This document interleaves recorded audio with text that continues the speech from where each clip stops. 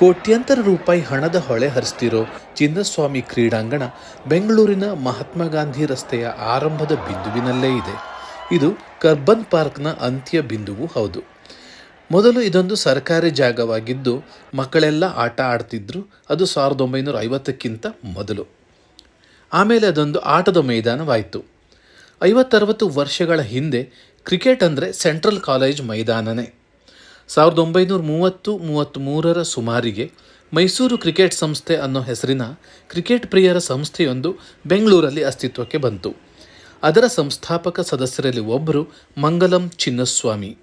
ಮಂಡ್ಯ ಮೂಲದವರು, ವೃತ್ತಿಯಲ್ಲಿ ವಕೀಲರಾಗಿದ್ದರು. ಕ್ರಿಕೆಟ್ನಲ್ಲಿ ಅಪಾರವಾದ ಆಸಕ್ತಿ.